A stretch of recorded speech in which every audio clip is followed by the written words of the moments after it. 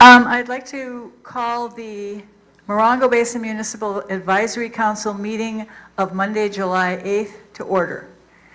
Would you join us in the pledge?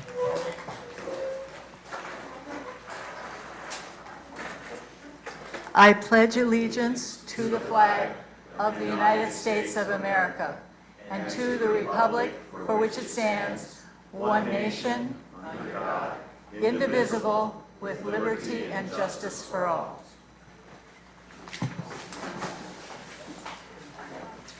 Today we're going to have the swearing in of a new MAC board member, Jim Harvey. And what district is he representing? Johnson Valley. Johnson Valley, great. Thank you. Stand please, Jim. And repeat after me and give your script. Where's that microphone? Get a microphone. Thank you. The sheriff, you got it. You did? How you doing? I'm still waiting for my first. Let's see what I've got with me. Is that better? Okay, if you repeat after me. I state your name. I, Jim Harvey, Do solemnly swear, do solemnly swear affirm, and affirm that I will support and defend the Constitution of the United States that I will support and defend the Constitution of the United States and the state of California and the state of California against all enemies, foreign and domestic, against all enemies, foreign and domestic, that I will bear true faith and allegiance to the Constitution of the United States that I will bear true faith and allegiance to the Constitution of the United States and the Constitution of the state of California. and the Constitution of the state of California. I take this obligation freely without any mental reservation or purpose of evasion, I take this obligation freely without any mental reservation or purpose of evasion, and that I will well and faithfully discharge the duties upon which I am about to enter. and that I will well and faithfully discharge the duties upon which I'm about to enter. Congratulations. Thank you. Welcome aboard. Thank you very much.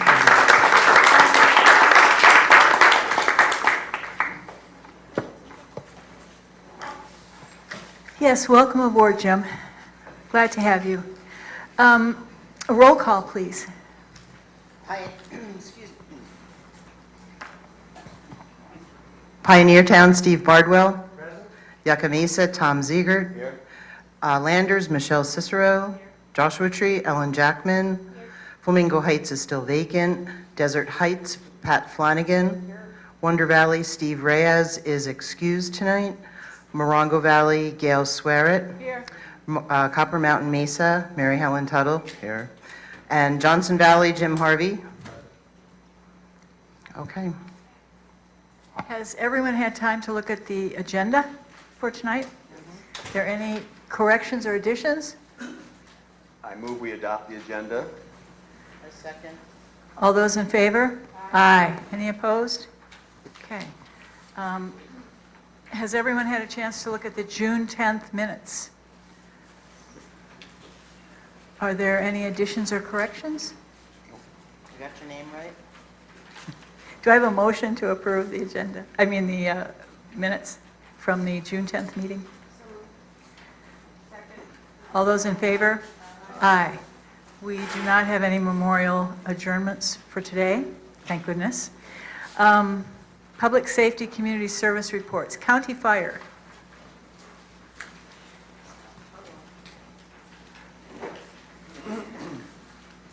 Tell everyone your name when you get up there, okay? Good evening. How's that? Good.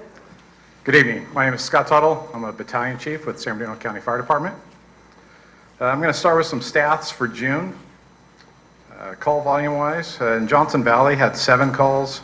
Joshua Tree had 145 calls. Landers had 43 calls. Pioneer Town had 5. Wonder Valley had 14.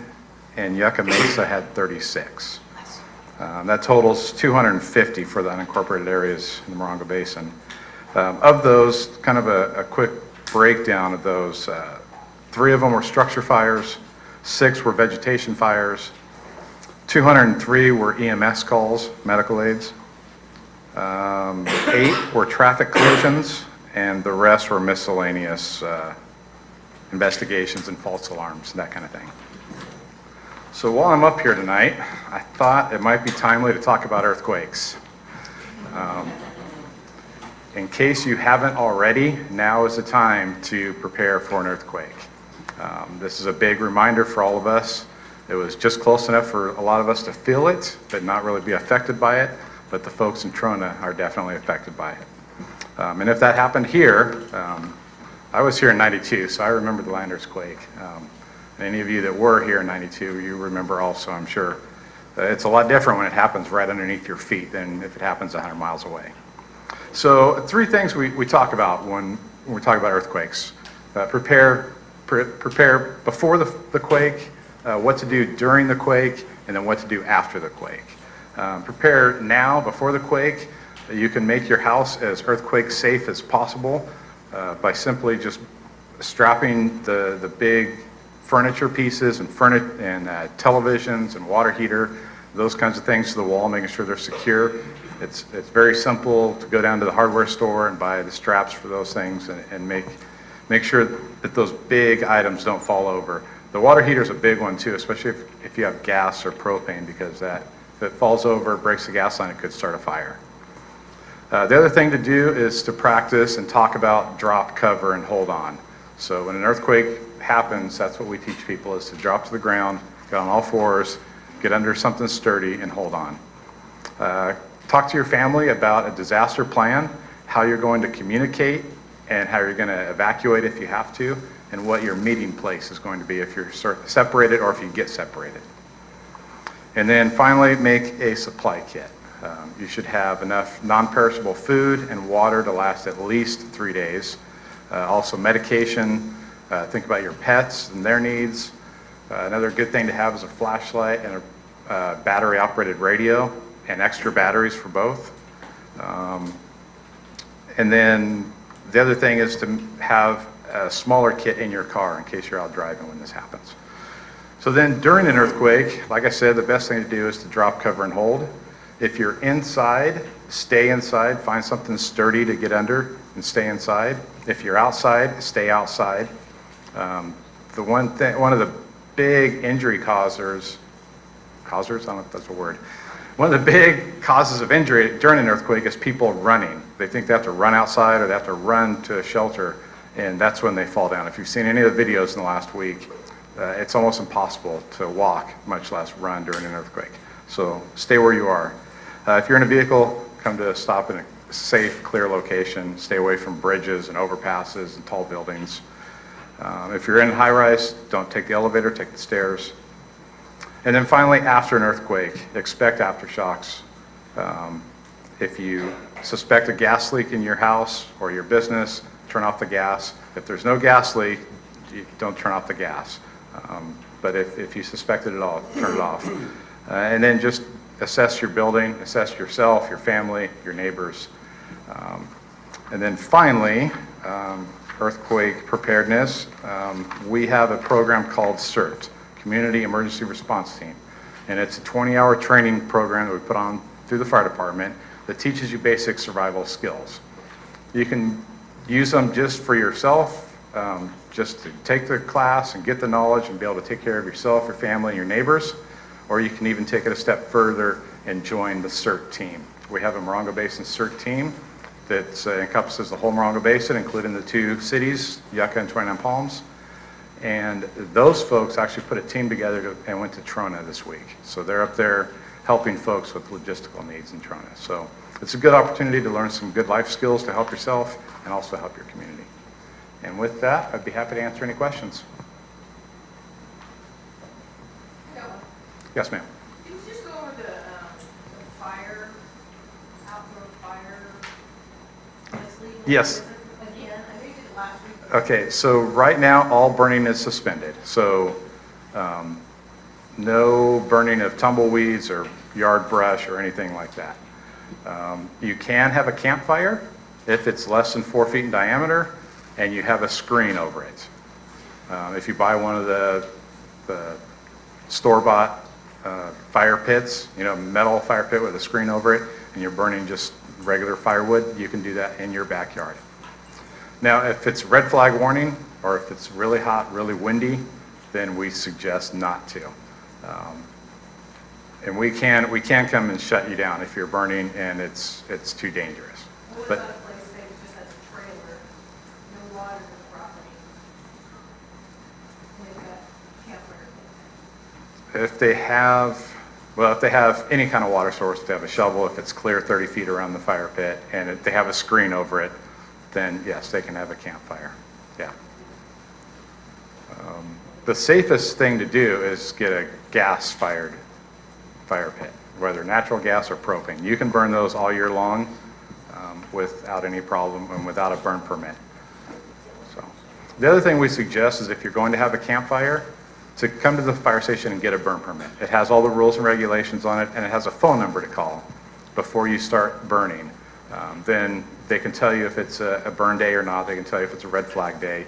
And then if we get a call for service, we know that it's a campfire and not somebody's house on fire.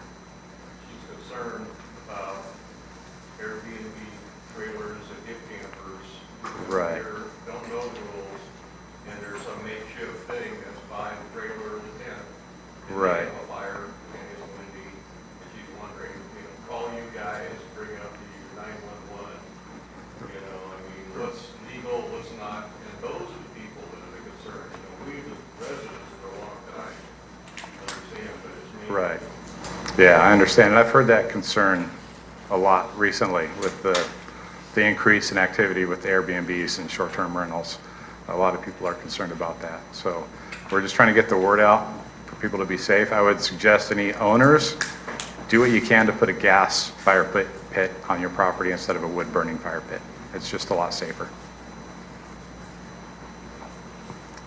Anything else? All right, thank you. Thanks. Morongo Valley CSD Fire Department.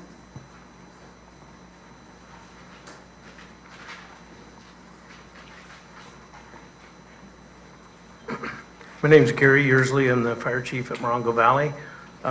It's nice to go after Scott because he gets all the hard stuff out of the way, and I just have to give my statistics. So for June, we had 50 calls for medical, 25 ALS, 25 BLS. We had 7 fire, 6 traffic collision, and 3 public assist for 66 total calls, which is about 20 above what we would normally do. So we've got a little bit extra this time. Anybody have any questions for me? Okay, thank you. Thank you. CHP. CAL FIRE. Oh, I'm sorry, CAL FIRE. They're not here. I'm not CAL FIRE. Are they here? No. Oh, okay. Okay. All right. Hi, my name is Jason Cabali. I'm the Public Informations Officer at the Highway Patrol Station now here in Joshua Tree. So I'm not going to give you a whole lot of statistics other than we just had our MEP, our maximum enforcement period for the July 4th weekend. We were fortunate enough we didn't have any fatalities, which is a great thing over this holiday. We did have 3 DUI arrests, and statewide we had 1,204 arrests for that period of time, which covered Wednesday at 6:01 till Sunday, so several days, and that was up from last year at 389. Potentially the reason for that is just because there's a longer period of the MEP this year than last year. A few things I'd like to say in regards to some events that are coming up that we're hosting. July the 13th, we have a senior driver presentation. That's going to be held at the Yucca Valley Community Center in the Choya Room between the hours of 9 a.m. and 11. It is limited to 30 people. If people are interested, they can contact the Highway Patrol office. The phone number is area code 760-366-3707. You can either talk to myself or whoever answers the phone.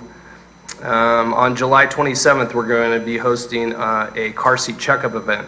This is a free event to the public. Anyone who has a child that is going to be in a child safety seat, or if they just want to come by and have their seat checked, we can check it free of charge. That's going to be at the Highway Patrol office between 9 and 11. That's also on a Saturday. And coming up next week on the 18th, we're going to have a Start Smart class. That's a class that we present free of charge to drivers between the ages of 15 and 20 to help them get started off on the right foot.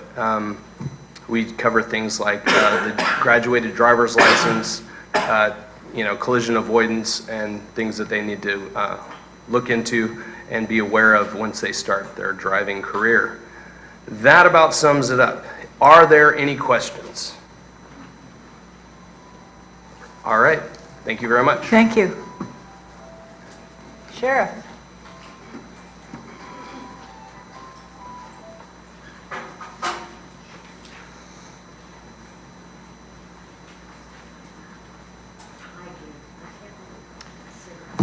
Good evening. Travis Newport, Commander of the Sheriff Station up here in Joshua Tree. Our computer system is having some issues, so I couldn't bring the statistics for the last month. But I'd like to take this opportunity to talk to you guys about what we've done over the 4th of July holiday. What's that? Oh, I thought somebody was asking me a question already. I was like, man, I'm good. I already gave out that info. So essentially what we did is starting 4th of July, we upped our patrols. We added several more patrol units out there over the holiday. We didn't have any major issues. We had a whole bunch of fireworks calls in the county area especially. So, as much as we try to educate the public and let folks know that, it's just not a good idea to do that, we're still getting these calls. So, unfortunately, that did happen. We had a few fires up here, not directly related to fireworks, but just people being negligent. And one in fact was an arson case that we just recently handled, and we have that person in custody.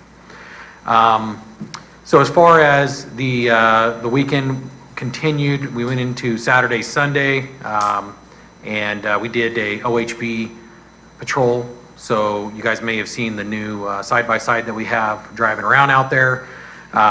They did some enforcement stops. They made contact with folks in Wonder Valley, as well as the Landers area and out to Johnson Valley. They did the best they could to get out there.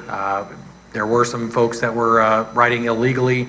They took that opportunity for some of these folks to educate them who didn't understand the laws and regulations when it comes to these types of situations.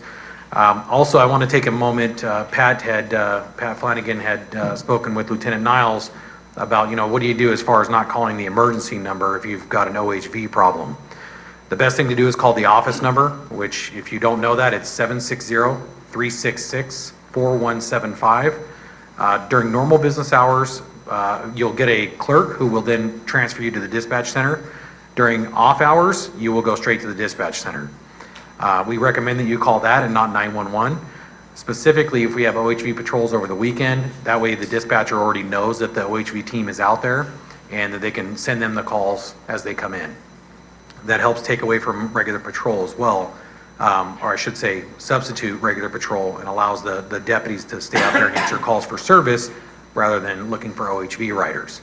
I mentioned a few meetings ago that we were starting an OHV team. That's still in effect. We're still looking for the team members, although we've been out enforcing OHV, and by that I mean off-highway vehicle. I saw a few people look at me like I was speaking German or something, so I just want to make sure you understand what that is.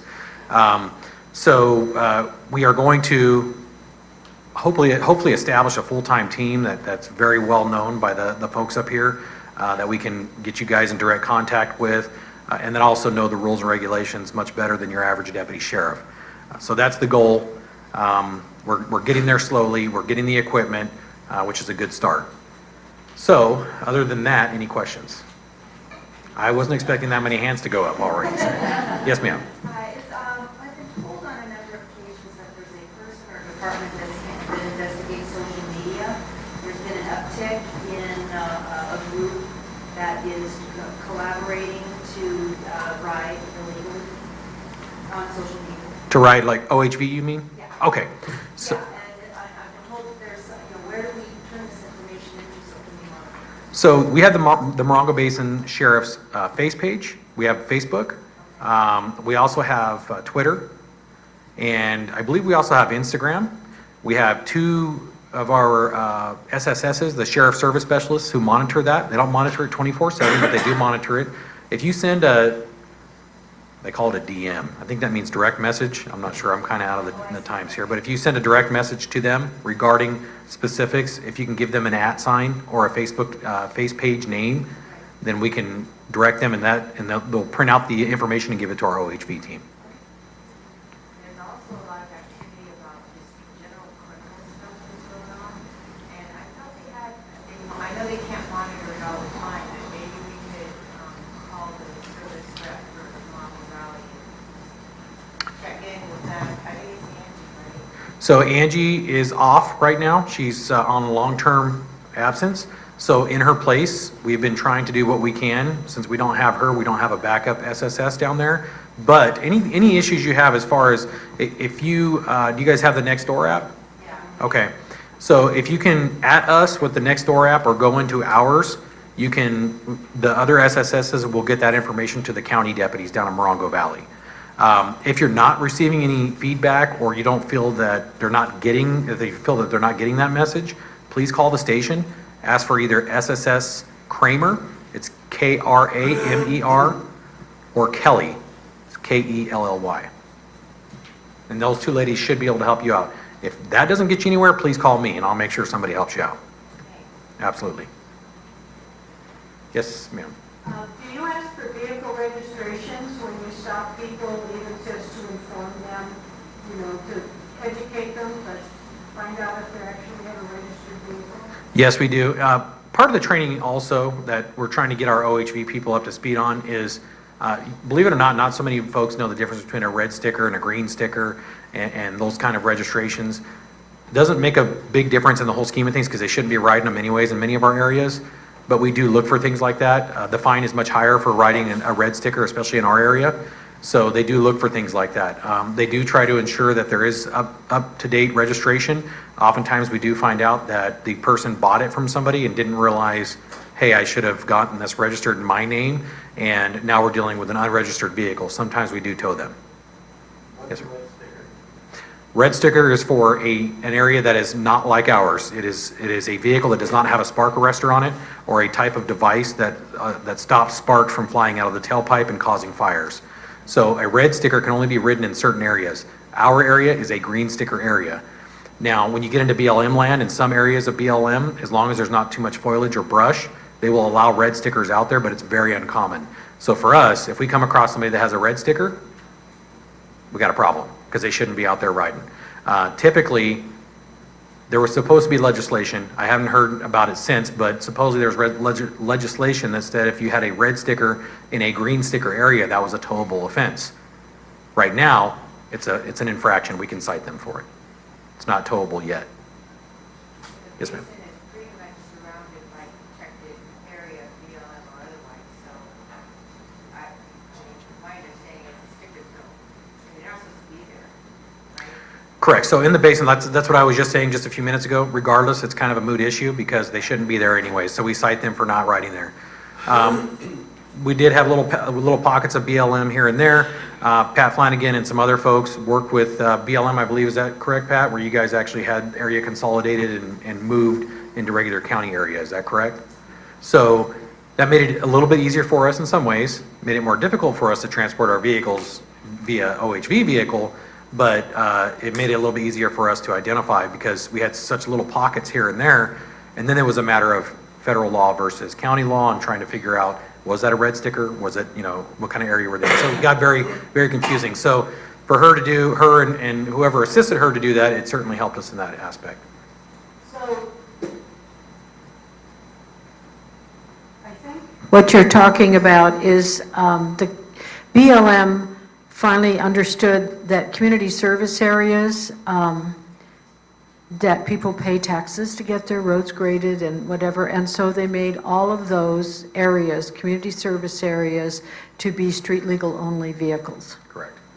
And those who are not, like I live in Desert Heights, which is not a CSA, but so it can be off-road vehicle or not off-road vehicle, but there is the county ordinance and the signs that you can now get posted that say off-road vehicles are not allowed within the Morongo Basin, you have to truck them. So there is plenty of, and BLM understands that. So we're doing pretty well. Well, also just to add on to that, if they're street legal and or if they are electric, they are still not allowed to recreate throughout that area. If they're going home and they have business somewhere, but if they're back on the dirt roads, it's not legal. And of course, all the BLM it's either preserved or it's wilderness. So. That's true, what you're saying, is that you can't recreate in the BLM or will. Right, so if that, and that's, but regardless, now it's a little bit easier to enforce. So even if there's pushback, I have a license, I'm speed legal, but you have no business here and you're simply recreating, even if you're going to speed limit, you're recreating, that's the only reason you're back here. I know that's a little. So but that's probably BLM land. No, it's Okay. Yeah. public roads. Yeah, so I can speak to that. I mean, it's a little more difficult for us to prove. You know, if you're in a street legal vehicle, a court of law probably isn't, we're not gonna have much teeth in a court of law. What Sergeant Haney told us was, if we want to prosecute, The citizen's arrest, yeah, correct. that's the only way we can do that. Right. That's fine. Yeah, and you just remember, you know, without getting too far into the weeds, citizen's arrest, you know, we are allowed to not accept a citizen's arrest if we believe that state laws are applicable. In that case, if you had somebody that was driving a vehicle that was registered and you wanted to do a citizen's arrest on them, I probably wouldn't expect my deputies to arrest them, because you're opening up liability to the deputy and yourself, which, you know, recently in California, up in the last decade or so, we were finally able to do that. Before we couldn't. If you said, I want a citizen's arrest, and we just did it, now we're all civilly liable, right? This gives us a little bit more leeway to look at things. I can tell you this, if your area is having problems with OHV, we'll be more than happy to sit down with you guys and go through your area, look at what your issues are. You know, I know the residents out in Wonder Valley, I've had multiple meetings with them. We're at a point now where, in fact, just this last weekend, Mr. Reyes, who's not here tonight, but he sent me an email on Saturday thanking me and my people for saying, hey, Mr. Reyes, we're out here, we're checking your area. We knew it was a huge problem out there in the Wonder Valley area. You know, I wish we were all supermen and women and we could see all the problems everywhere, but we can't. If you're having a specific problem and it's getting to the point to where it's just really messing with your quality of life, call us up, especially Sergeant Hankey. He is in charge of the OHV team. We'll sit down, we'll have an appointment, we'll have a meeting with you guys, and we'll talk about a plan of action. You know, the plan of action always isn't just right off the bat. You know, sometimes it's months down the road trying to figure things out. Sometimes it's signage, just like Pat Flanagan said.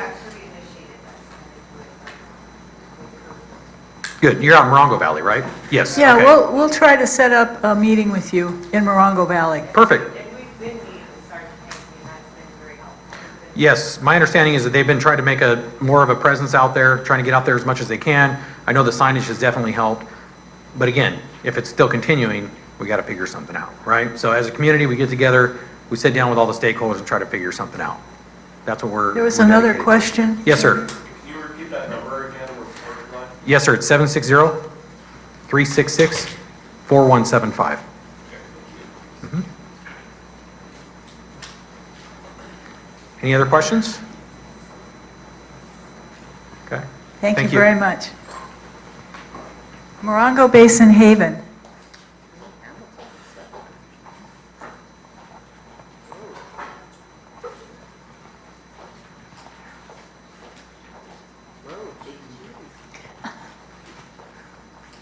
All right, thank you guys for inviting me here. My name is Wayne Hamilton. I work with homeless issues out here in the Morongo Basin.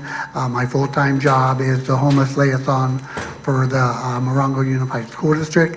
I work with several nonprofits. One is Morongo Basin Haven, which is a group of service providers that meet every month to try to go over and discuss and find resources for our homeless community. Okay, so they asked me to start coming here, giving you guys an update, seeing what we can tell you and inform you about our progress that we're making. Okay, one of the things that has come to light, I'm not sure if people are aware of it, we've had a reduction in housing due to the Airbnbs out here, so it's put quite a few of our families out of regular housing and having a difficult time getting back into housing. Over the last, I would say, 2 months, we applied, 2 agencies in the area applied for grants. We received grants of a little over $295,000 that can be used to help people get back into housing. So it's rapid rehousing. It helps them with eviction prevention. So if they fall behind on their rent and they're at jeopardy of losing their residence, we can help them with it. It also can be used for anything pertaining to them getting in trouble with their rental situation. Like we can, utility bills, water, electric, gas can be used as well. Then there's also amount of funding that we receive for bridged housing. Okay, that's money that we put somebody in a hotel motel or some temporary housing situation while we work on a longer term rental for them. So that's up and coming. Morongo Basin Arch received their funding. The school district received $195,000 to work with families and students within our district, and that will start being available on the 15th of this month. We also are having a landlord fair at the Joshua Tree Sportsman's Club on the 31st from 10 to 1. What we're trying to do is partner with landlords in the area that's willing to work with us to help people that might have had problems in the past to get back into housing. Okay, and also to inform them if they have residents or clients that they have in housing now and they stumble or have a difficult time, they're welcome to contact us and see if we can't help them so that they can stay in the housing. So I've been working with the homeless situation, I guess, for the last 14 years. Okay, it's gotten a little bit better out here. We're starting to be recognized by the county and receiving funding to help people, and so it's actually paying off. Okay, every year we do the point in time count where we go out and count the number of homeless people. This year I did it, and we showed an increase of about 12% of homeless individuals. So I don't know if you have any questions, but I'm willing to take them. I'll start coming every month and giving you updates.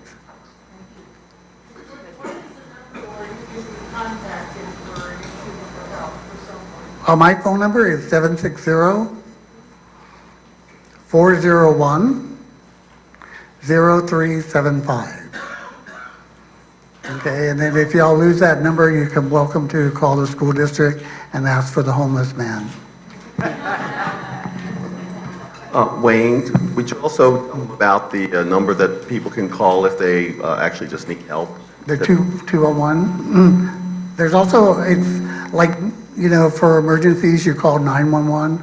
Now there's a number throughout the county that it's 211. So you can just dial those three numbers, and it's a resource hotline for the county of San Bernardino. Okay, and there's quite a few things that does, that stays in touch with quite a few of the service providers, so that when somebody calls, if they don't know where to look, that they give them options to look. It also is connected to a program that's called Pathways to Housing. And what that does is it collects the information, puts the information in a database, and then it is put out through all the program providers. So that when something comes up in the Morongo Basin, they text me the information where we can make contact and help resolve the issue. So that number is 211. Oh, for 211? Good. Excellent. Any other questions? Okay, I'll leave y'all and I'll see you next month. Thank you. You're welcome.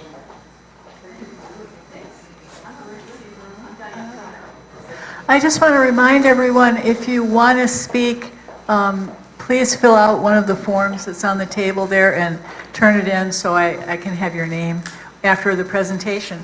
Now we're going to have a presentation from HUD. Jeremy Gray and Melissa Malou, Mosaic Community Planning, U.S. Department of Housing and Urban Development, Consolidated Plan Community Meeting. Good evening, everyone. You need a moment to set up? Are we doing okay? Anyhow, good evening. My name is Diane Cotto. I work with the San Bernardino County Community Development and Housing Department. And we're here today. We're very grateful to be here. We're here to discuss a plan that we're updating, two plans actually. We're updating our Consolidated Plan and our Analysis of Impediments to Fair Housing Choice. The purpose of these documents really is to dictate how, establish policy and dictate how we utilize our federal dollars that we receive from the U.S. Department of Housing and Urban Development to do such things as Wayne was doing, helping homeless persons, developing affordable housing, and improving community facilities throughout the county. My partner here with Mosaic Community Planning is Melissa, and she is going to give you a brief overview of the Consolidated Plan and the Analysis of Fair Housing Choice, and then afterwards we will be distributing a survey, which you can either take here or you can do online. Melissa?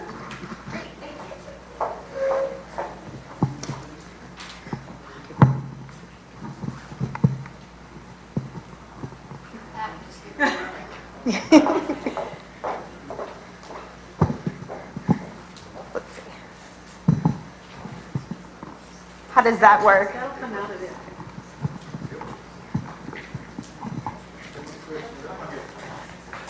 It's actually a pretty good height for me if this works for you all. All right, great. Well, thank you for letting me come tonight and talk a little bit about the county's upcoming Consolidated Plan and Analysis of Impediments to Fair Housing Choice. We really want to hear from you all tonight. The point of this meeting is for us to get input from you about what are the biggest community needs here, what are the biggest housing needs, and how can we make sure that those are reflected in the upcoming Consolidated Plan. Before that, I'll give a little bit of background on it so you know what kind of things this plan will cover, what kind of things this HUD grant money can be used for. So the Consolidated Plan is essentially the county's official application to the U.S. Department of Housing and Urban Development in order to receive grant funds for community development, affordable housing, and homelessness. It's going to develop a strategy on how the county wants to target those funds over the next 5 years. So the county also works with several of the cities which receive grant money, but the county works to help them administer those funds. So you can see here the list of cities that are participating in this program with the county. And then other areas, like Joshua Tree, fall in that unincorporated areas of San Bernardino County in terms of the pot of money that would be spent would be from that unincorporated. A little bit about our process. We're currently in that first phase, collecting community input, looking at data. I will be here all this week, and a couple of my colleagues will be here next week doing meetings like this. Let's see. I think there's a handout up at that front table that has a list of probably about 20 or so meetings. So if there's neighbors or friends that you feel like might be interested but weren't able to come tonight, there are some meetings in neighboring communities over the next couple weeks that they may be able to participate in. Then after that, kind of through the fall into the end of the year, we'll be working on drafts of the documents, and then they'll be available for the public to review at the beginning of 2020. So you can take a look at that, and if it sounds like, yeah, this is reflecting our needs, great, but if not, let us know, and there's still time to make edits there. And then they'll be finished towards March of next year. So the first type of HUD grant that the county receives is a community development block grant. And essentially this is designed to be pretty flexible, but it's supposed to help counties, communities throughout the country improve housing, improve the living environment, or expand economic opportunities. Those are the overall goals of the program. And generally it's meant to benefit folks who make less than 80% of the area median income. So it's targeted towards lower, moderate income households.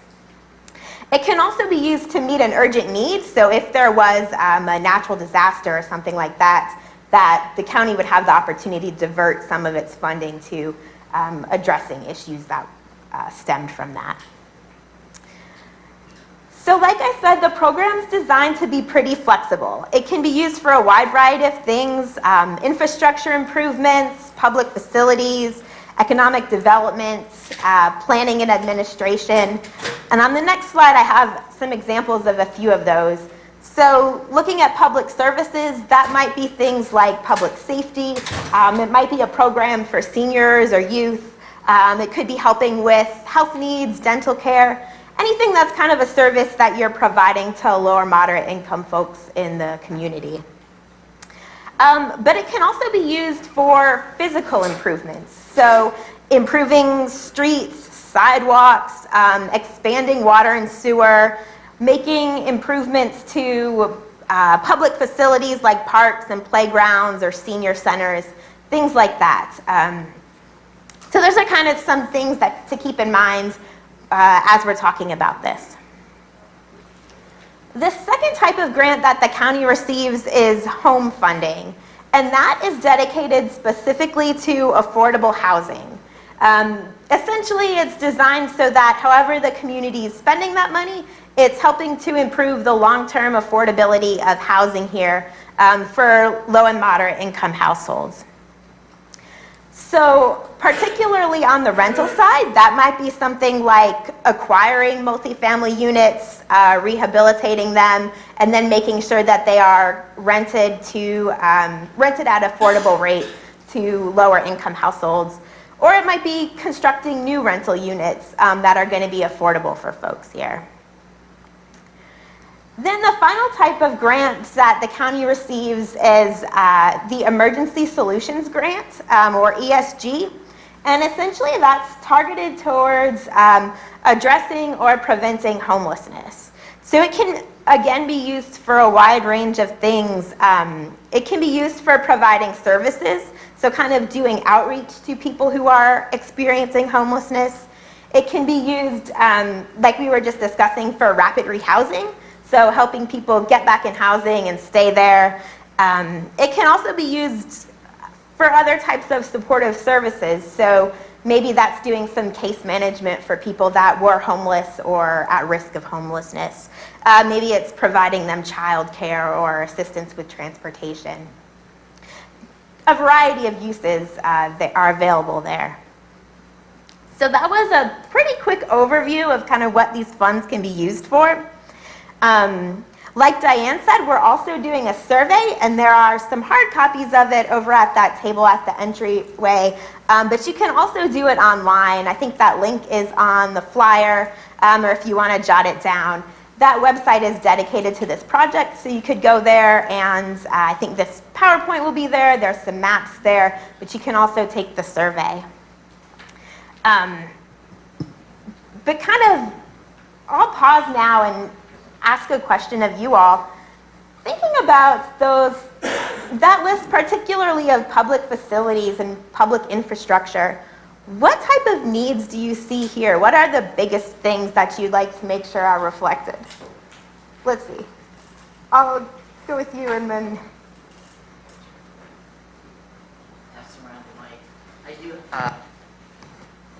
I do have, this happens to be a subject that's really near and dear.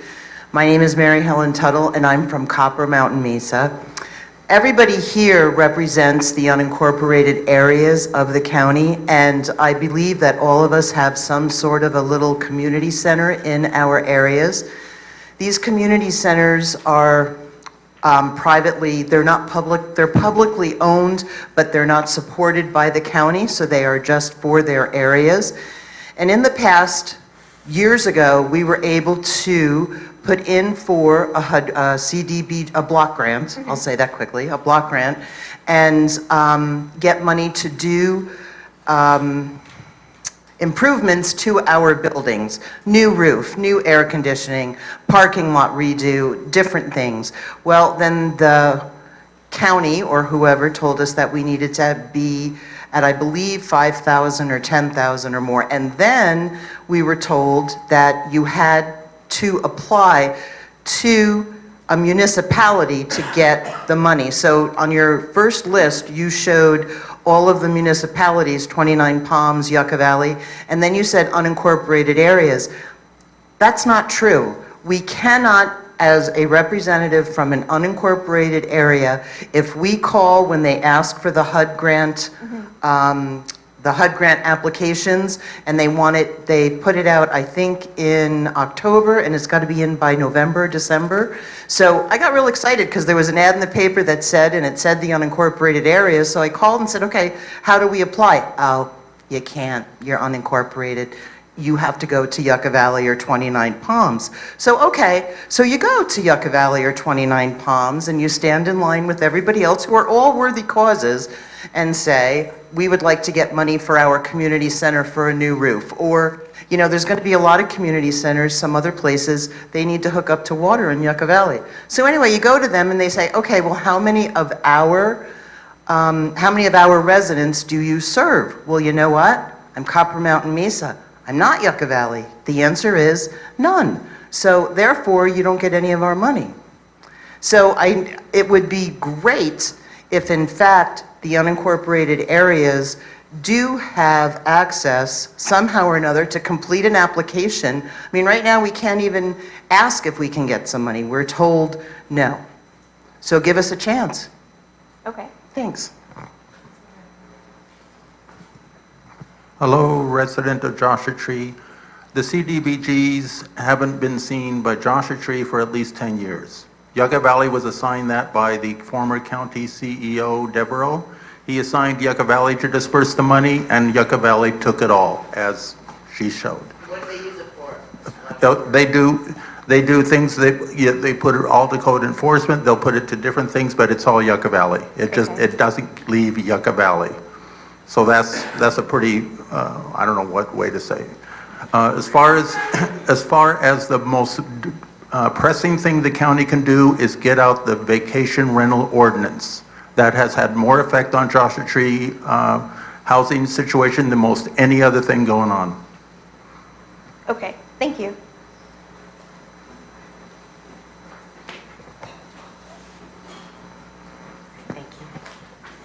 Hi, to add on the ordinance, if you could also include all the surrounding areas, because as the ordinances become stricter in Joshua Tree, the Airbnbs are spreading to wider and wider areas where you traditionally wouldn't see anybody go, period. I also have a question. Several years ago, possibly 2, 3, maybe even more, we had a group come out talk about the county plan. They were up in Johnson Valley. We had a large group participated, had a workshop, we had to have idea boards and play games and put all kinds of different ideas out there. Where are those results and how are they being incorporated into this project here? I'll answer that. More than likely, that wasn't the consolidated plan. Our plan is updated. Oh, sorry about that. You're being filmed, so we need to. I'll respond to that question. More than likely, that wasn't the consolidated plan. That was probably the county's general plan. They usually have charrettes and they do games and things like that to obtain public input on their process as well. This is different. This money is what we're doing here is strictly targeted to money that we receive from HUD.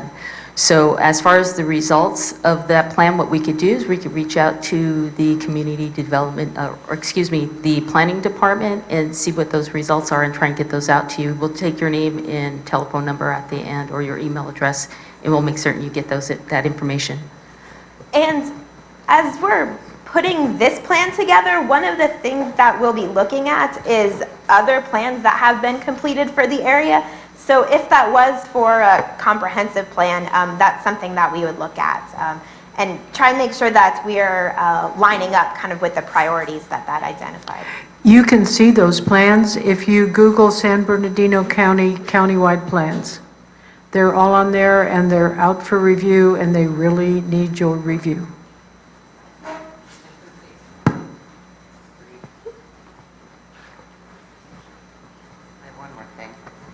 Just one more thing.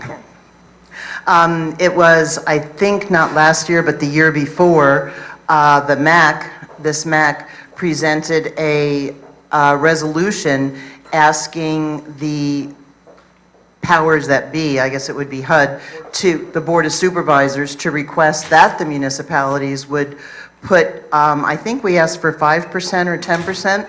Happens, yeah, Gail and I authored it, I don't remember it right off, but asking that there be a rule, or I don't know, whatever you want, a caveat that said 10% of your money, 10% of your 100,000, so only 10 grand, needs to go to something in the unincorporated areas, just so we know there's something that we could possibly get. Okay.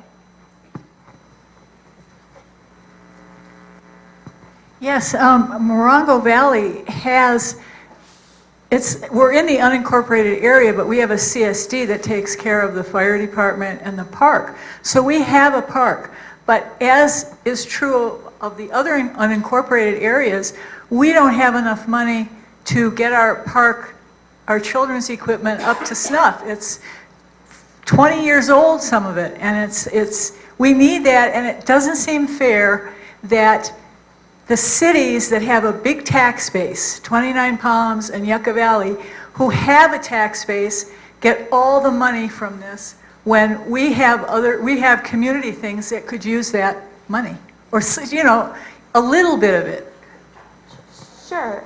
Yeah, I think both of those are important points, that there are facilities here that could use that money. Is it okay if I... Keep it short. Oh, yeah, sure. We had an economic presentation a year and a half ago where a county representative came here and he was laying out how the county gets money and uses money. And I asked, so how do you assess a neighborhood's input into these coffers with regards to how they get money? And the answer was, we don't know. And I said, so for an area like Joshua Tree that has an economic impact on the county because of our draw with tourism, being the park and so on, how do you assess how much money we actually generate for the county, where that money comes into the system, and how does it reflect the kind of money we get in return? And he did not know. And we asked, well, is there a way of being able to assess that or come up with some sort of a number that says how we impact the economics of the county with regards to our value as a community? And he said, well, somebody should look into that. And I don't think anybody ever did. So I'm not sure if this is the forum for that, but there's one thing I'm troubled by, honestly. Sure. I don't think that this plan will directly address your question, but I think point taken, kind of that you are a tourism generator and generating some economic development for the county. What about, what types of housing needs do you see here? I know that we talked about the VRBO short-term rental ordinance. What other types of housing needs? The volunteers and concerns you should have for housing needs. The county for the longest time has said build up for Joshua Tree was 96,000. That is completely unrealistic. It was told to county that, and agreed to by county, that the next general plan will have approximately 35,000 built out. And they're also downzoning quite a bit because of septic concerns. And I can answer that question about what type of housing we needed. Low-cost housing is a real issue out here. The Marine base colonel who is in charge of housing came to our office and said they need 200 units immediately for dependents, low-cost housing. The rents have gone up tremendously based on the Airbnb business that are making housing very difficult to find for them at a reasonable rate. When they can find it, it's beyond their means to pay. So the second influx into the office was a consultant that the Marine base had hired and asked the county when they're going to start building low-cost housing. Well, we don't build low-cost housing. We get grants for people that want to buy or want to build, and then the developer has to step up. 7 developers were in that meeting, and none of the developers would step up and build within the basin here. So got a twofold problem. One, the shortage of housing. Number 2, the developers that are unwilling to build in this area for some reason. Okay.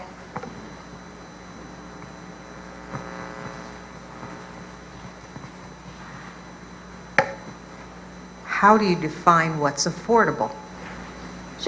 So according to HUD, a definition of affordable would be that the person is not paying more than 30% of their income for housing. So once you're spending more than 30% of your income, that would be considered unaffordable. Okay, because we have plenty of vacancies and people can't afford them, I guess. I don't know, but they seem like they're affordable. Okay. So there is a lot of vacancy. Next door. What about in terms of housing quality? Is that an issue that you see people facing here?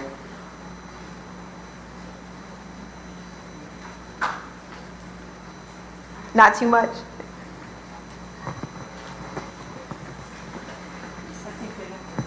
Okay. One of the problems that needs to be addressed is with the homeless population, if, well, there are so many and there's a lot of housing, but they're just not affordable. If they have a very low income or they're on Medicare or one of those, all the housing they're building is still not affordable for them. You're still going to have a big population of homeless people. Okay.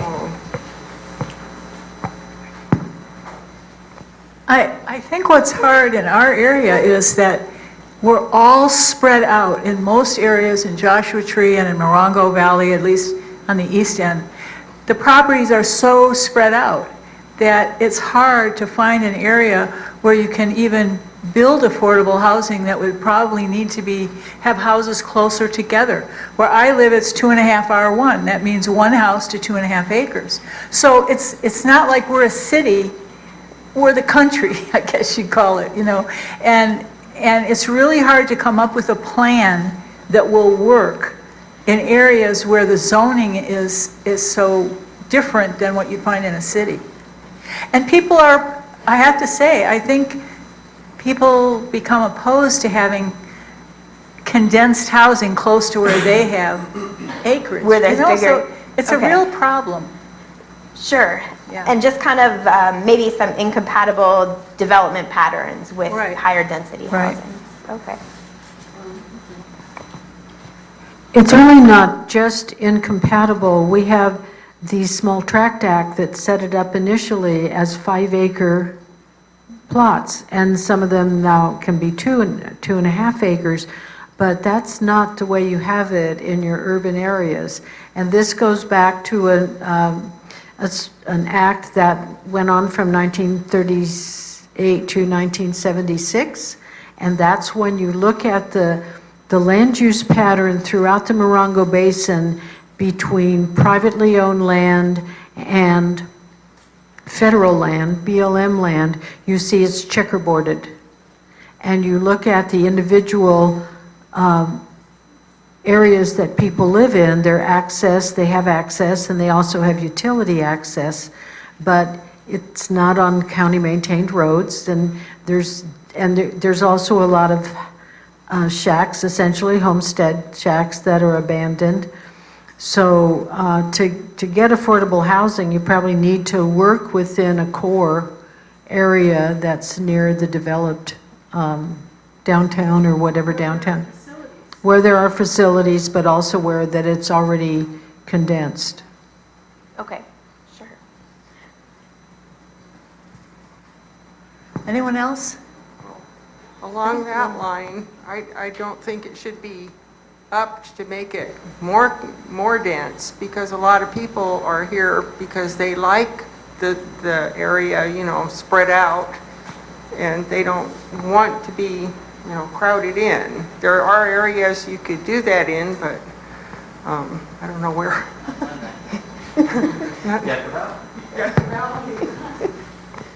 Okay. What about, are there any, whether it's an infrastructure project, a community facility improvement, or an affordable housing development, that you've seen that has been pretty successful that you think, could we try that here? Is this something we could do here? Is there anything like that that you feel like the county should be looking at?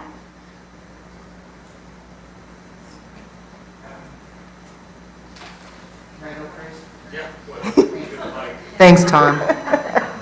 I asked. I think that I think more programs towards our youth. Having a splash park, having a skate park, that's nice.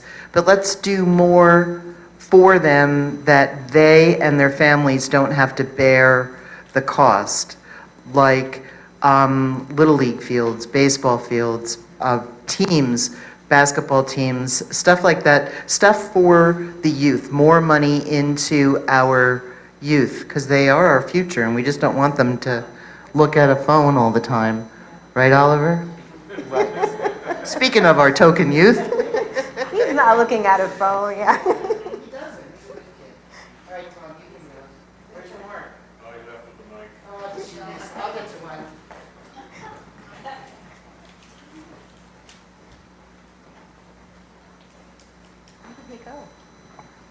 There we go. I think your question's a catch-22 question. You know, we have so many general issues with regards to the neighborhood, and I was saying that from the youth with regards to employment for this neighborhood, that they would want to stay here, to the elderly who have fixed incomes and have been here a very long time.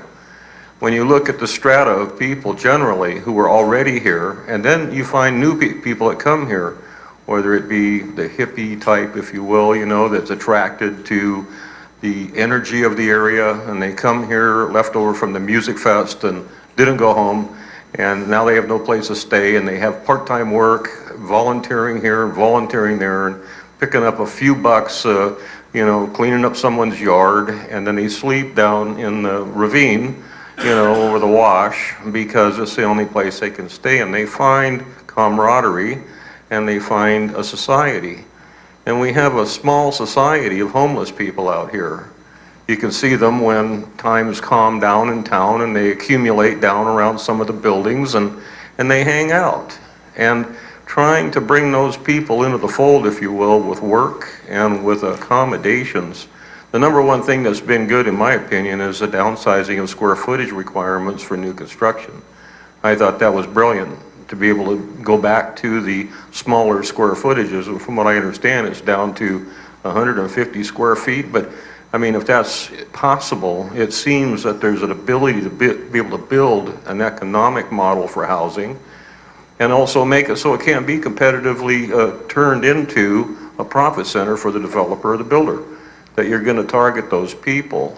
There needs to be an industry out here, and we had a group called BEAT, the Basin Energy Assessment Team, that came together and was charged with trying to figure out what we're going to do with renewable energy. And part of my job in that team was to figure out some local strategies, and I looked into what it could be in terms of employment, how we could create jobs with renewable energy. And there were some models that were developed by other cities like Richmond and Lancaster, where they were able to create educational employment models that might be able to bring people into, you know, some sort of a form of self-reliance, and not just be on social welfare, whether it's, you know, Medicaid and the rest, or whatever welfare programs there are.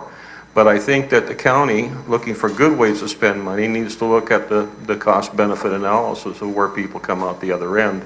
And so who's the biggest trouble? Where the criminal elements are what cost us the most, through the drug issues with people who are dependent, and then the psychiatric issues, you know, where people are dealing with mental health. We are the area that vacuums those people in because it's a path of least resistance where they find the ability to survive and where the least amount of pushback is on them. So those are the parameters, as far as I'm aware, you know, that need to be dealt with. We have this fire station over off of Cascade that was open to being a daytime homeless facility, but I don't know how anybody deals with when they close the door. Where do they go? What do? They go off and sleep under the creosote bushes in the neighborhood, you know, pick through other people's garbage cans, trying to figure out if they can find something that they can use and sell or peddle. You know, it's not a completely solved problem. It's sort of like part of the issue. And so if you're looking at things generally, I think that's what our neighborhood is comprised of. And then we got an awful lot of visitors that show up, don't understand, and if you want to pay $25 for a pitcher of beer at the saloon, you can certainly do that. but I'm sure there's a lot of people could use $25 for something else. It's not just the tourist money, so I hope I'm being helpful. Sure. Yeah, I think that is helpful. Maybe one more comment and then we could, okay, two more. Well, yeah, I guess kind of going off what Tom said about the lowering of the square footage requirement, I think it was mainly for urban areas to allow accessory dwelling units to be allowed for permitted dwelling. I don't know if we have that much out here in terms of that, because we have a lot of houses on large acreage and people generally don't want to share their properties with other people to rent out, an ADU or something like that. But Sure. I know a lot of people are looking into tiny homes. I just wanted to bring that up as a possible option to maybe encourage the county to open up or to maybe make it easier for people to develop tiny homes and sort of as an affordable alternative while they maybe move up into being able to afford like more permanent type of home building. That could be a sort of a segue to maybe finance or provide financing for developing tiny homes. I think that could be something that might be a fit for this area. Okay, thanks. Just one more comment. I would suggest that you might contact Copper Mountain College specifically and talk to them about homeless students. Okay. And if there's a possibility, if there's a possibility that you could work with them, which is, you wouldn't expect them to come to this meeting, and I noticed that there's nothing on the list, so it might be a direct. Yeah, I think that's a good idea. Thank you. I can give you a name later. Great. So certainly if you have other comments, feel free to take the hard copy of the survey, do the survey online, or if you'd like to, contact us after tonight. We're happy to talk with you by phone or email. So I wanted to go pretty quickly over the second study that we're going to be working on, which is a fair housing study. Essentially, this is required for any city or county that gets those HUD grant money. They're required every 5 years to do an assessment of whether everyone here has the same options for housing regardless of protected class. So that includes things like race, ethnicity, national origin, gender, religion, whether or not anyone in your household has a disability, whether or not you have kids. If any of those things might impact the housing choices that you would have, that's a potential violation of the Federal Fair Housing Act and something that this study would be designed to look at. And in addition to kind of looking at what you might typically think of as housing discrimination or issues regarding fair housing, we're also going to look at kind of what the county could do to take meaningful actions to expand people's access to housing. And the access to resources that are dependent on where you live. So for example, if we were to look at this study and find that a large group of people who are immigrants to this area live in a neighborhood that has really poor access to schools, just for example. That could be a potential fair housing issue because kind of where they're living impacts their ability to access different types of opportunities that you need in life. So that's kind of what this study will be looking at. And again, it will cover the county and these cooperating cities. So it's going to look at 4 kind of broad topic areas. The first is going to look at integration and segregation. So what does the county's residents look like? Where do they live? And how has that changed over the last 20 years or so? It will look at areas of poverty and particularly how areas with high poverty rates correlate to racial and ethnic patterns throughout the region. So do people of different groups tend to live in areas that have higher poverty rates? That's something that this will look at. It will also look at, as I mentioned, kind of access to opportunity. So what areas have maybe the highest performing schools or best access to jobs, things like that. And how does that correlate with where people are living? And then finally, it will look at housing needs, particularly affordable housing needs. As I said before, looking at how many people here, how many households are spending more than 30% of their income on housing. So there will be a lot of data in that report. I have a couple slides that are some examples of what that will have. You can see this first one is looking at the racial and ethnic composition of the county from 1990 to 2010.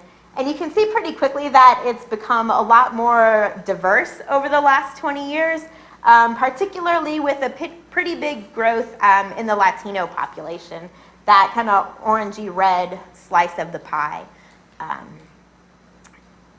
And certainly when the new census is done, when that data is available in a couple years, I think you will again see some changes there. This is a little bit dated now. We'll also look at some maps that show racial and ethnic patterns in terms of where people are living. So this is showing the entire county, and you can certainly see those population centers. But in addition, in the report, we'll have some maps that zoom into different areas that you can see a little bit more closely, kind of where different groups are living. Do people tend to be segregated? How integrated is the county? We'll look at things like that, including how that's changed over the last 20 years, particularly as the county has become so much more diverse. As I mentioned, we'll look at what HUD calls racially and ethnically concentrated areas of poverty. That's a HUD term, and that definition is basically looking at census tracts where the poverty rate is higher than 40%, and more than half of the population are people of color.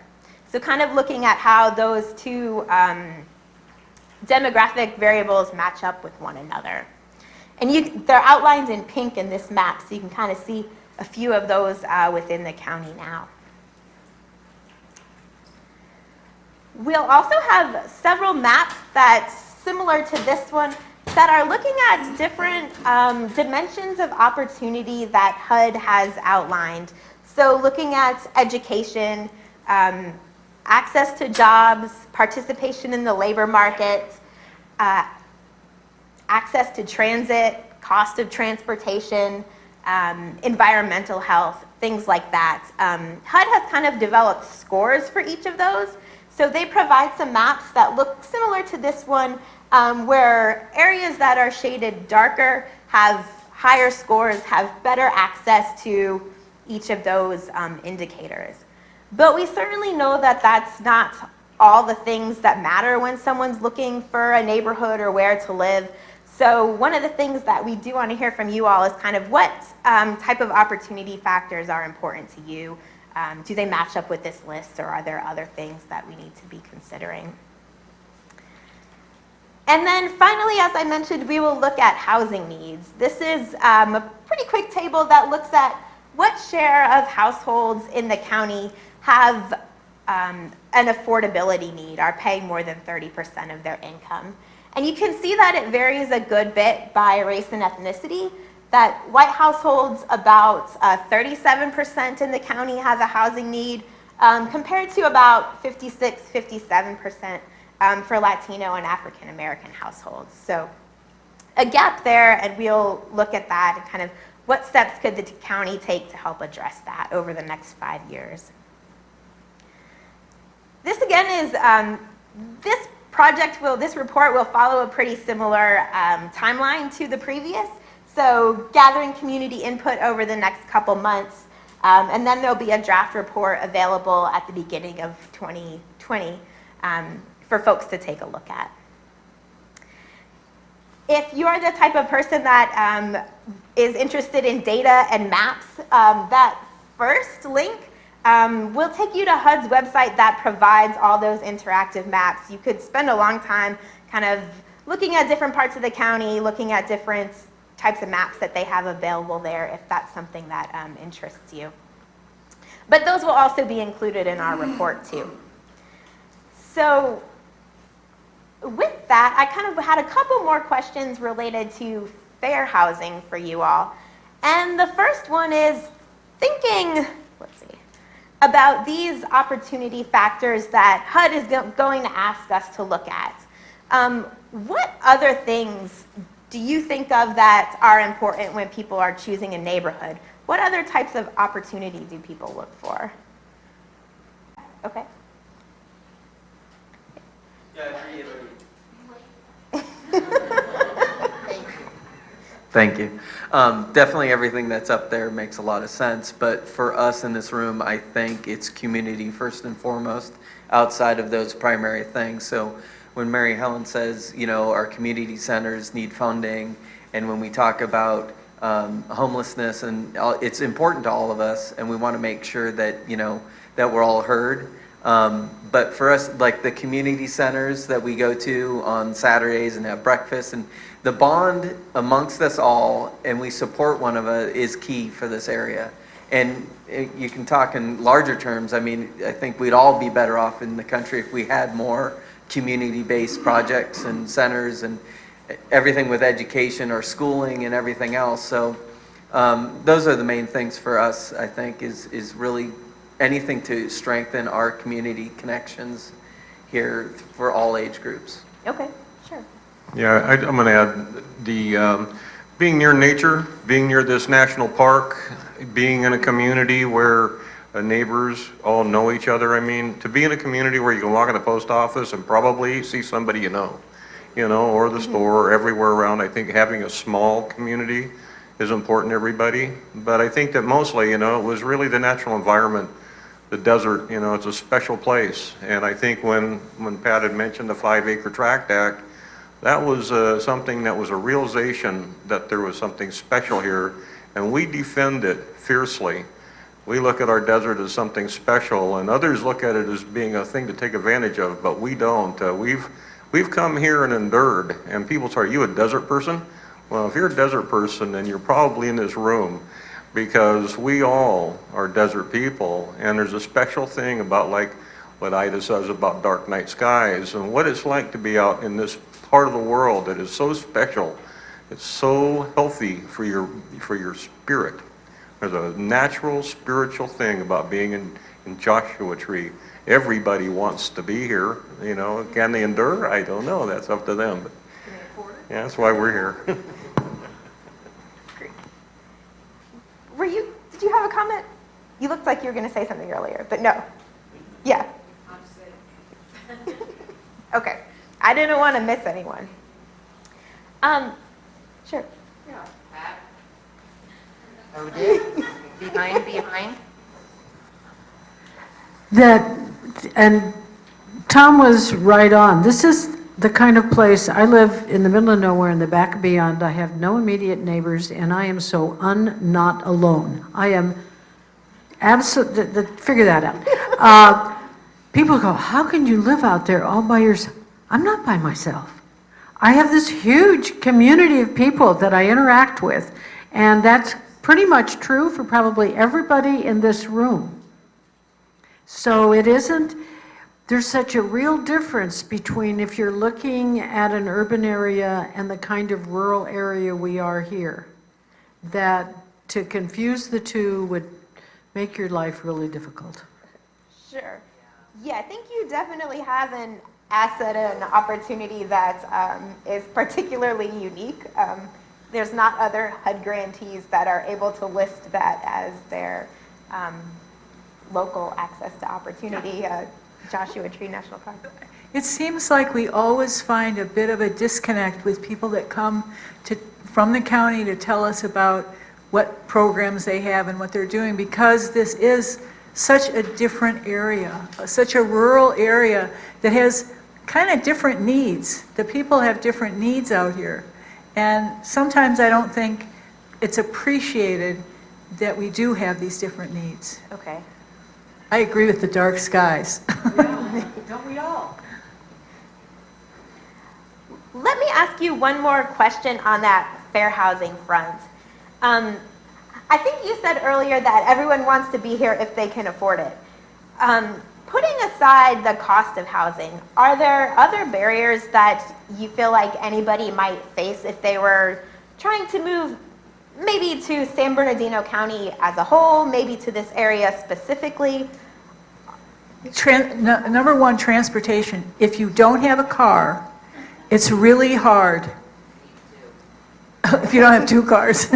Yeah, if you don't have your own transportation. We do have transportation here, and it does run, and it does serve the community, but it's not like city transportation where you can just, every half hour, there's a bus that's going to take you to Palm Springs or San Bernardino or wherever you want to go. So that's something that's really important, is the transportation part of it. Okay. Let's see. Maybe.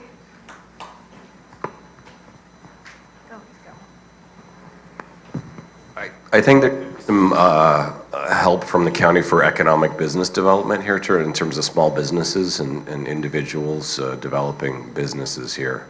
Because I think a lot of people come out here that have a lot of talent, and then they run up against the county in terms of working and developing their businesses, especially like brick and mortar stores in town here. Okay.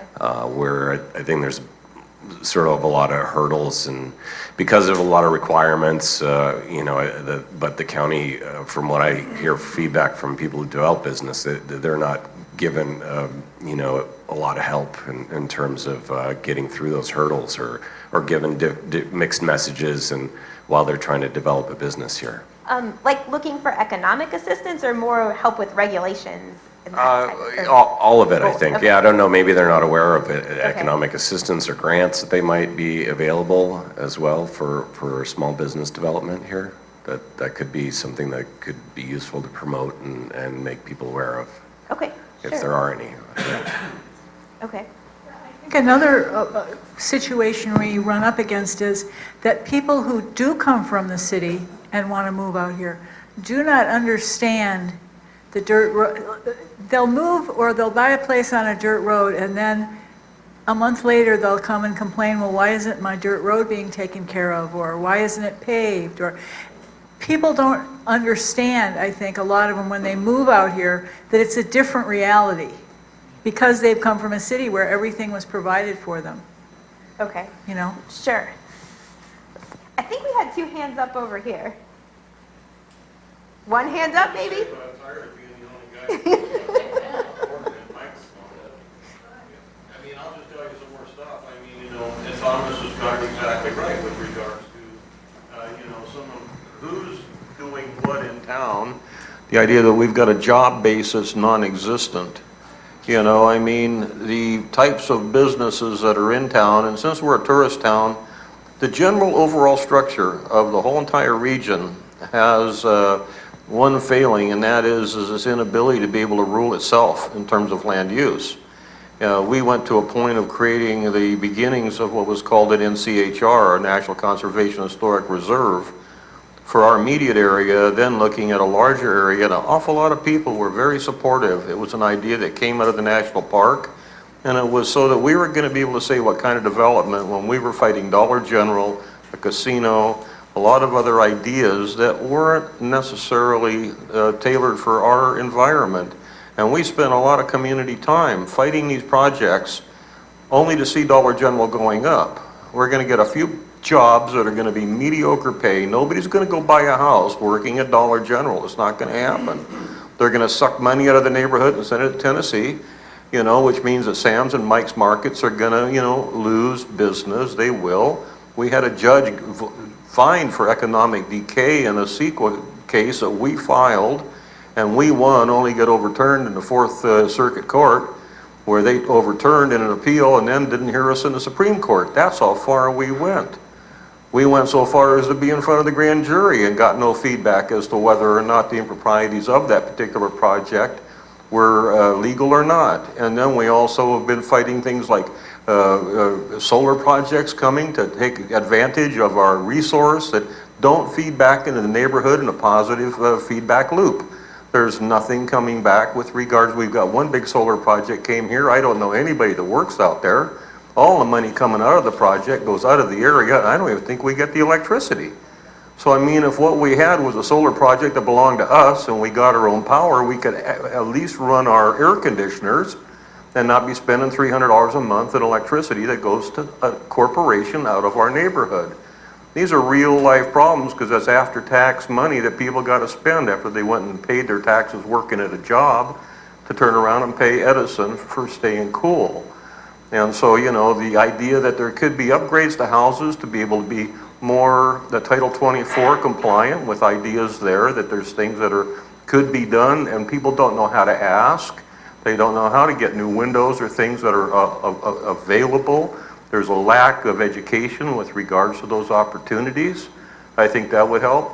I think there's corporate structures that could be designed in conjunction with county and federal and state opportunities, benefit community corporation structures, flexible corporation structures where stakeholders could invest in our community and find security in their investments, with the idea that they look at the environment and the community as a stakeholder and come and help and put money into our communities, knowing it's secure, because they're not going to have to fight City Hall so hard to get something meaningful done and being able to develop what Joshua Tree needs to become.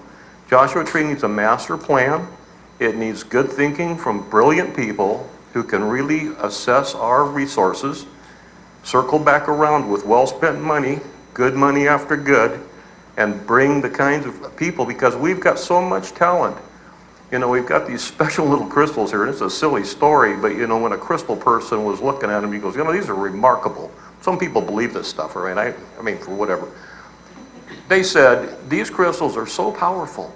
They're right here in our Monzo granite, this special rock that makes Joshua Tree so special. And they said, you know what, they don't put out energy. They're sucking energy in. That's what's happening.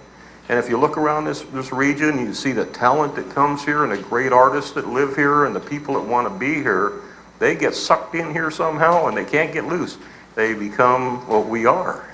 And so with these ideas, looking at how we might attract some real investment, that we can do some real serious projects to build a foundation once and for all that is capable, if you go to other towns that you can use as models like Arcata, up in Northern California, up in Humboldt County, where some guys did that 100 years ago. They really laid out a plan, and they've got a very functional town based on a university, at Humboldt University. We've got our college.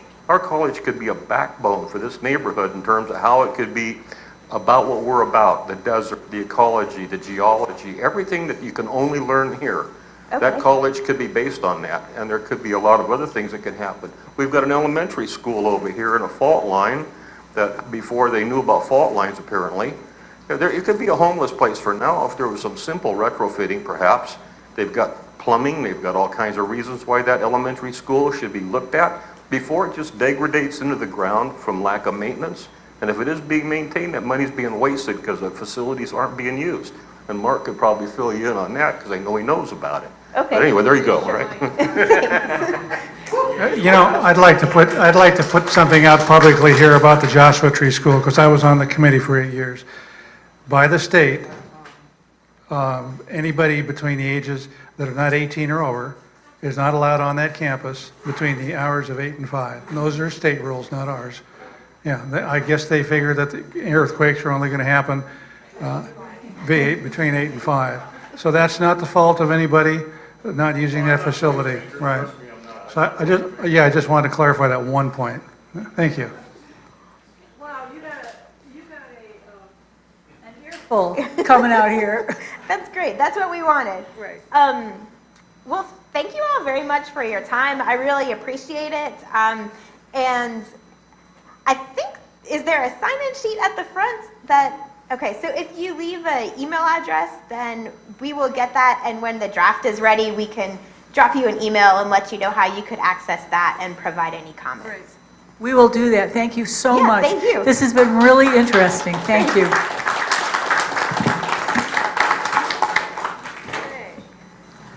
Thank you for coming. It was very enlightening. Thank you. Okay. Chairman's report, I do not have anything to report, so we'll go to the MAC members' reports. Our new MAC member? Nothing? How about you?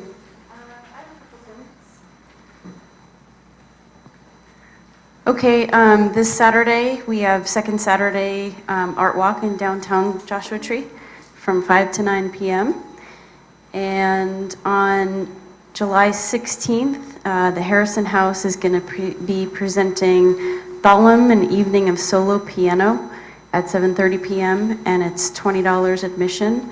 You can get tickets at the Harrison House website, which is louharrisonhouse.com, or at Joshua Tree Health Foods. And then finally, on August 3rd, is the third annual Time Lapse Film Festival at the Joshua Tree Retreat Center. It's at 6 p.m. and tickets are $15. And you can buy tickets on the website, which is timelapsefilmfestival.com. And I have nothing at Desert Heights, although I met two of my neighbors recently. And I always say, meeting my neighbor, we don't have one of those community centers.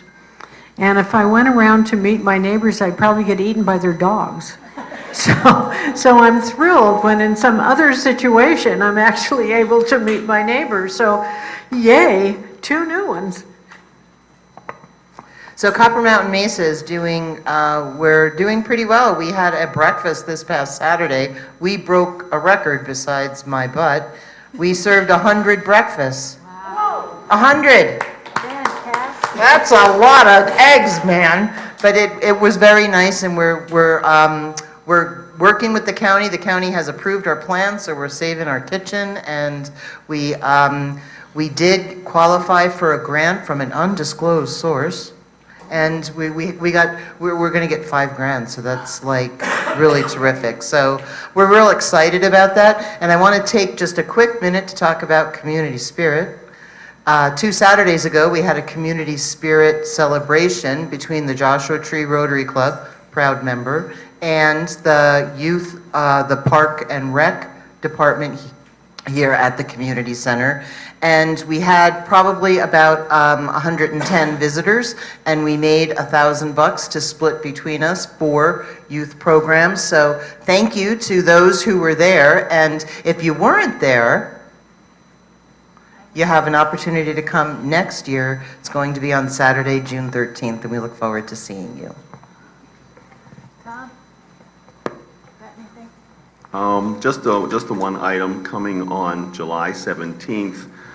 Is a mobile medical unit at the Yucca Mesa Community Center, and they will be providing what they consider comprehensive healthcare services by a nurse practitioner. That doesn't include any dental services, but there is immunizations and lab tests and filling prescriptions they'll be able to do there. And that's from 10 a.m. to 2 p.m. again on Wednesday, July 17th.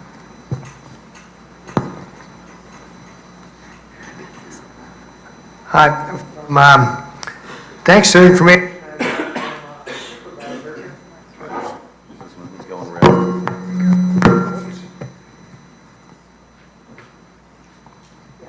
Thanks to the information I got from our supervisor, I have an update on the pipeline for Pioneer Town.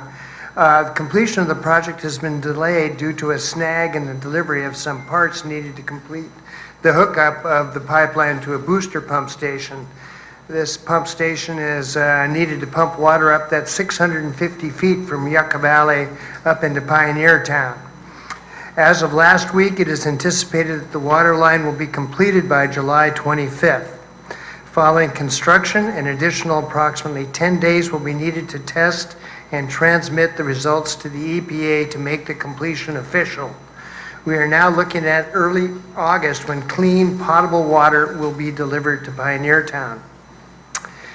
The 3rd District Dark Sky Committee, of which I am a member, is a group of local residents, astronomers, rangers from Joshua Tree National Park, and representatives from the Marine Base.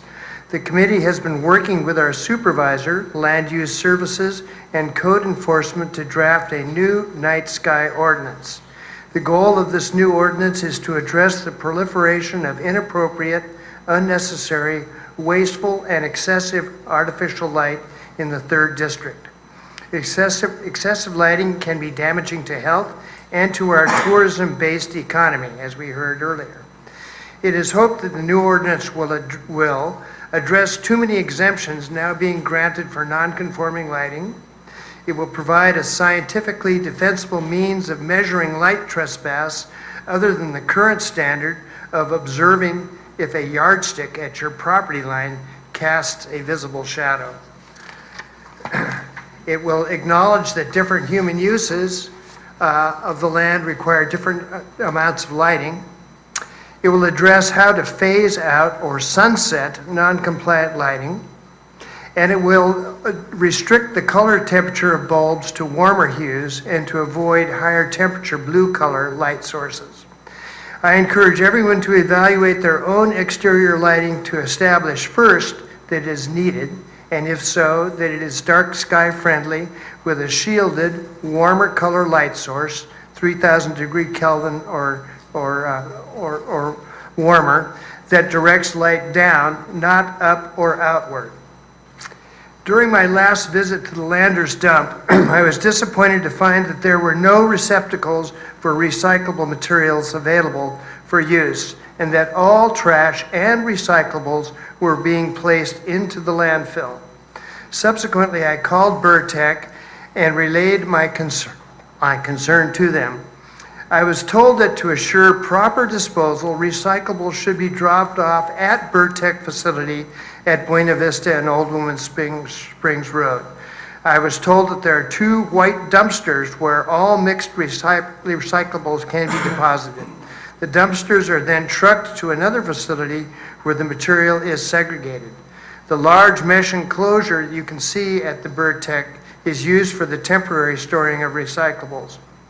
With the glut of recyclables in the world and the health of our oceans being imperiled, I would hope that single-use plastic containers can soon be phased out.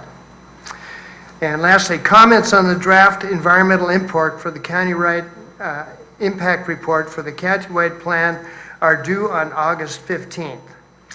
This is a daunting task for any of you that may have looked at the vast number of PDFs that you have to go through. And the analysis of these things can be done more easily, and I encourage people to use, with a PDF, you can use a search function there if there are certain phrases or topics that you'd like to be able to study. Phrases such as, let's say, climate change, for instance, to see how often those are mentioned within the countywide plan. This may help in terms of putting together some cogent comments for the county. Thank you.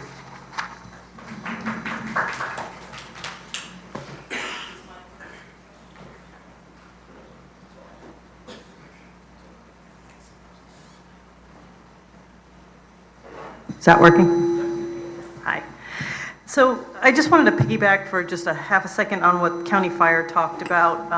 The Landers earthquake, obviously, in Landers, it's on a lot of people's mind. It was a little bit, shocking because what it meant for a lot of Landers residents in '92, 27 years ago. I think, and acknowledge that the 2 things he mentioned, having a rechargeable batteries and a radio.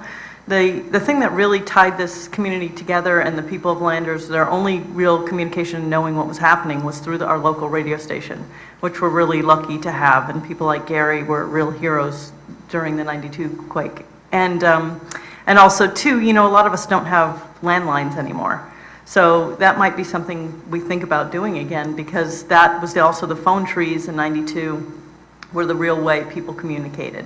So I just wanted to bring those 2 things up just because, we were all reminded of what it was like here then, just for a minute, except for the people in Trona are experiencing now.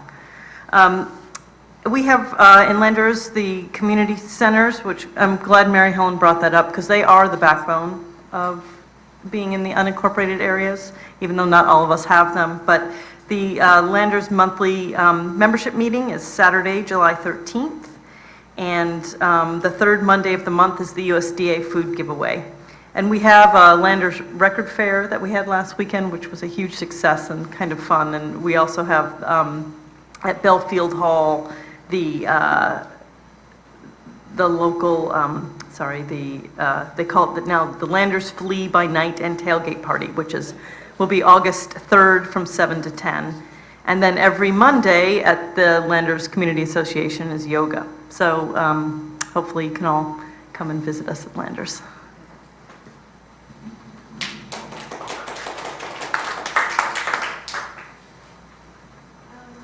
I don't see any forms up here. Does anybody have anything else they want to say? Tom, you done? I got one more thing. Tom. I just want to let everybody know, Kurt Sauer has retired from our water basin. So we have an interim water basin manager, Mark, right now. We also unfortunately lost Minnie Luckman. And as a result, we're one director short on the panel. So the directors are going to be looking for somebody as an interim director. And I'm not sure how the process goes, but it needs to be put to the public. I believe that applications will be taken to the water board in order to be able to find somebody to fill Mickey's seat. And that's all. Can I run? I'm sorry. Can I put your name in the hat? No. Is there anything else anyone wants to say? I just want to remind you that we're dark in August, no meetings in August here. So the next MAC meeting will be on September 9th. And I hope you all have a lovely summer. If it stays like this, we'll all be really happy. It's been beautiful the last few weeks. And do I have a motion? I motion. A second. All those in favor? Aye. Meeting is, thank you so much.